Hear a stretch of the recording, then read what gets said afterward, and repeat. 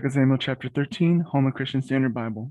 Some time passed. David's son Absalom had a beautiful sister named Tamar, and David's son Amnon was infatuated with her. Amnon was frustrated to the point of making himself sick over his sister Tamar because she was a virgin, but it seemed impossible to do anything to her. Amnon had friends named Jonadab, a son of David's brother Shimeah. Jonadab was a very shrewd man, and he asked Ammon, "Why are you, the king's son, so miserable every morning? Won't you tell me?" Amnon replied, "I'm in love with Tamar, my brother Absalom's sister." Jonadab said to him, "Lie down on your bed and pretend you're sick. When your father comes to see you, say to him, 'Please let my sister Tamar come and give me something to eat. Let her prepare food in my presence so I can watch and eat from her hand.'" So Amnon lay down and pretended to be sick. When the king came to see him, Amnon said, "Please let my sister Tamar come and make a couple of cakes in my presence so I can eat them from her hand." David sent word to Tamar at the palace, "Please go to your brother Amnon's house and prepare a meal for him." Then Tamar went to his house while Amnon was lying down.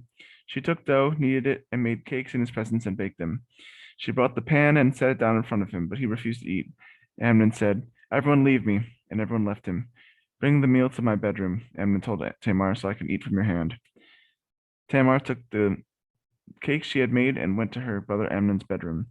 When he brought when she brought them to him to eat, he grabbed her and said, "Come sleep with me, my sister." "Don't, my brother," she cried. "Don't humiliate me, for such a thing would never be done in Israel. Don't do this horrible thing. What could I ever go with my disgrace? And you would be like one of the immortal men in Israel. Please speak to the king, for he won't keep me from you." But he refused to listen to her, and because he was stronger than she was, he raped her. After this, Amnon hated Tamar with such intensity that the hatred he hated her was with greater than the love he loved her with. "Get out of here," he said. "No," she cried. "Sending me away is much worse than the great wrong you've already done to me." But he refused to listen to her. Instead, he called to the servant who had waited on him, "Throw this woman out and bolt the door behind her." Amnon's servant threw her out and bolted the door behind her. Now Tamar was wearing a long sleeved garment because this is what the king's virgin daughters wore. Tamar put ashes on her head and tore the long sleeved garment she was wearing. She put her hand on her head and went away crying out.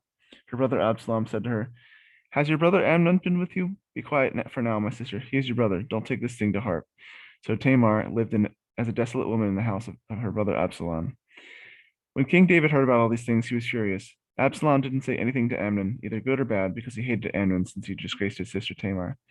2 years later, Absalom's sheep shearers were at Baal Hazor near Ephraim, and Absalom invited all the king's sons. Then he went to the king and said, "Your servant has just hired sheep shearers. Will the king and his servants please come with your servant?" The king replied to Absalom, "No, my son, we should not all go, or we would be a burden to you." Although Absalom urged him, he wasn't willing to go, though he did bless him. "If not, please let my brother Amnon go with us." The king asked him, "Why should he go with you?" But Absalom urged him, so he sent Amnon and all the king's sons. Now Absalom commanded his young men, "Watch Amnon until he's in a good mood from the wine.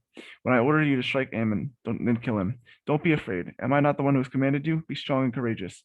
So Absalom's young men did to Ammon just as Absalom had commanded. Then the rest of the king's sons got up, and each fled on his mule. When they were on their way, a report reached David. Absalom struck down all the king's sons. Not even one of them survived. In response, the king stood up, tore his clothes, and lay on the ground. All his servants stood by with their clothes torn. But Jonadab, son of the king's brother Shimeah, spoke up. "My lord must not think they've killed all the young men, the king's sons, because only Ammon is dead. In fact, Absalom has planned this ever since the day Amnon disgraced his sister Tamar. So now, my lord the king, don't take seriously the report that says all the king's sons are dead. Only Amnon is dead." Meanwhile, Absalom had fled. When the young man who was standing watch looked up, there were many people coming from the road west of him on the side of the mountain. Jonadab said to the king, "Look, the king's sons have come. It is exactly like your servant had said." Just as he finished speaking, the king's sons entered and wept loudly. Then the king and all his servants also wept bitterly. Now Absalom fled and went to Talmai, son of Ammihud, king of Geshur. And David mourned his son every day. So Absalom had fled and gone to Geshur, where he stayed 3 years. Then King David longed to go to Absalom, for David had finished grieving over Amnon's death.